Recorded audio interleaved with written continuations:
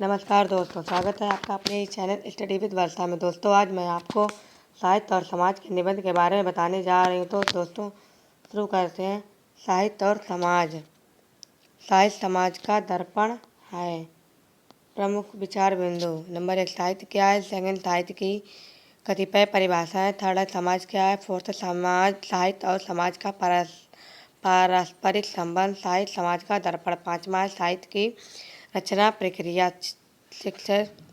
छठवां है साहित्य का समाज पर प्रभाव। सातवां पंथार। पहला है साहित्य क्या है। साहित्य शब्द साहित्य से बना है। साहित्य का भाव ही साहित्य कहलाता है। कोष्टक में साहित्य भवा साहित्य।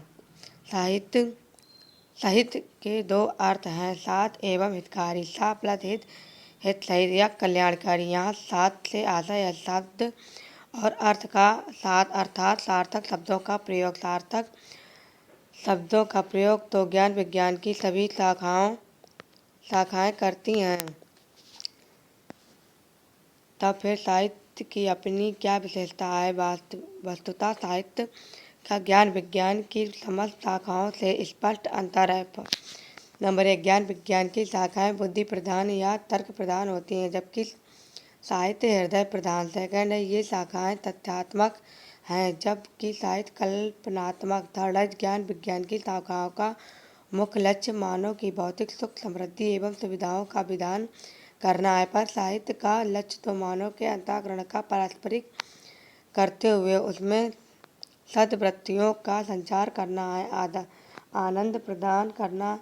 यदि साहित्य की सफलता है तो मानव मन का उन्नयन, उनकी सार्थकता। फोर्थ है, ज्ञान विज्ञान की शाखाओं में कथ्य विचार तत्व ही प्रधान होता है। कथन शैली गौण। वस्तुतः भाषा शैली वहाँ विचारा विभक्ति की साधन मात्र है। दूसरी ओर साहित्य में कथ्य से अधिक शैली का महत्व है। उदाहरणार्थ, जल उठाए स्नेह दीपक सा, नवनीत हृदय था मेरा, अब शेष धूम रेखा से चिंतित कर रहा अंधेरा।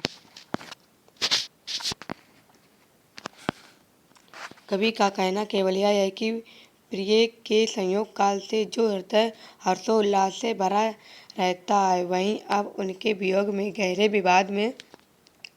विषाद में डूब गया। यह एक साधारण व्यापार है जिसका अनुभव प्रत्येक प्रेमी हृदय करता है, किंतु कवि ने दीपक के रूप द्वारा इसी साधारण सी बात को अत्यधिक चमत्कारपूर्ण रूप से कहा है, जो पाठक के हृदय को कभी गहरा छू लेता है। स्पष्ट है कि साहित्य के भाव और भाषा कथ्य और कथन शैली अभिव्यक्ति दोनों का समान महत्व है।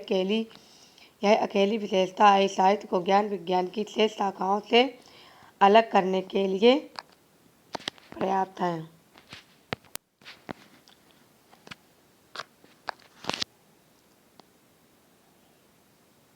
साहित्य की कतिपय परिभाषाएं। प्रेमचंद साहित्य की परिभाषा इन दोनों में देते हैं। सत्य से आत्मा का संबंध 3 प्रकार का है, एक जिज्ञासा का, दूसरा वियोजन का, तीसरा आनंद का। जिज्ञासा का संबंध दर्शन का विषय है, प्रयोजन का संबंध विज्ञान का विषय है और आनंद का संबंध केवल साहित्य का विषय है। सत्य जहाँ आनंद का स्रोत बन जाता है, वहीं वह साहित्य हो जाता है। इस बात को विश्व कवि रविंद्रनाथ ठाकुर इन शब्दों में कहते हैं,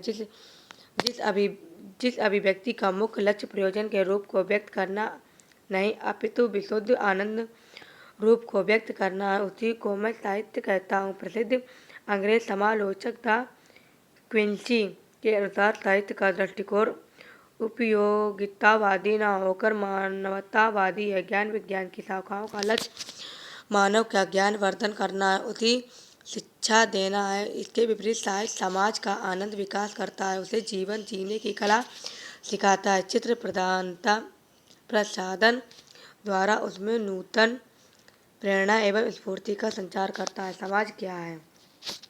एक समाज मानव समुदाय जो किसी निश्चित भूभाग पर रहता है, सामान परंपराओं, इतिहास, धर्म एवं संस्कृति से आपस में जुड़ा हो तथा एक भाषा बोलता है, उसे समाज कहते हैं।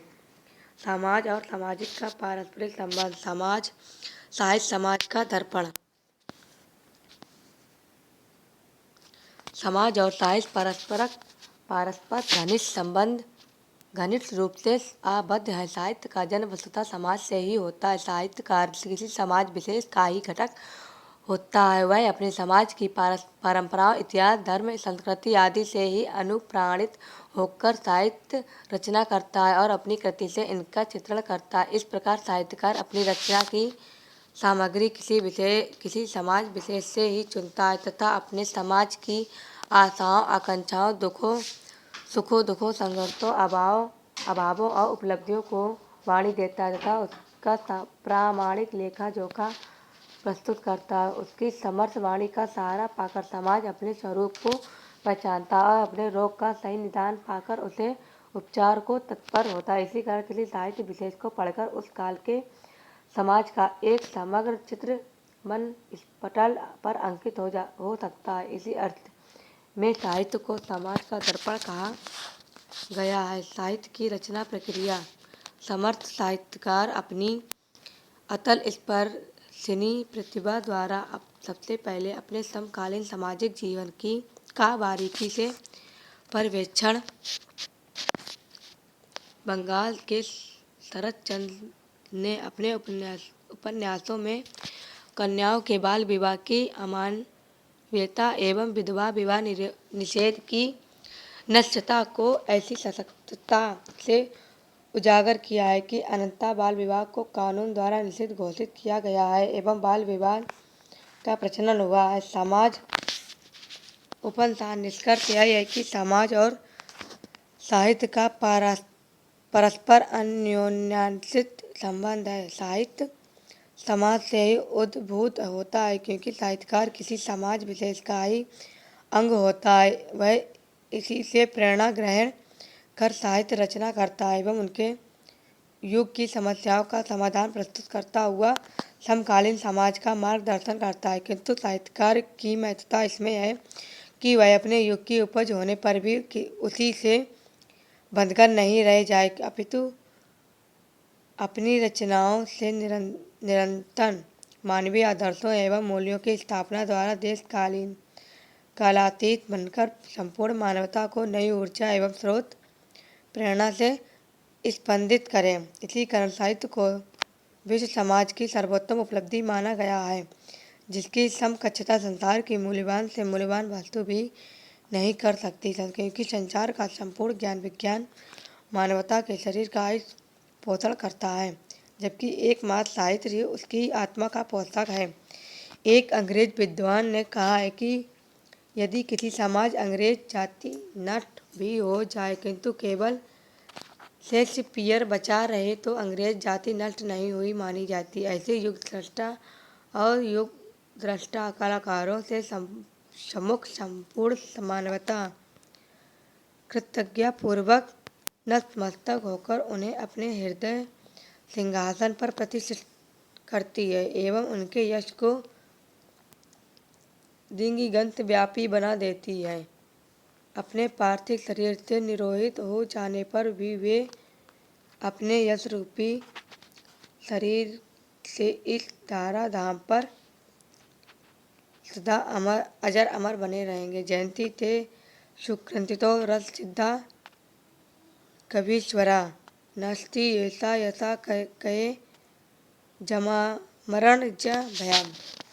दोस्तों, अगर आपको हमारा ये वीडियो अच्छा लगे तो इसे लाइक कीजिए, सब्सक्राइब कीजिए और अपने दोस्तों में शेयर कीजिए। Thanks for watching. मिलते हैं नेक्स्ट वीडियो में।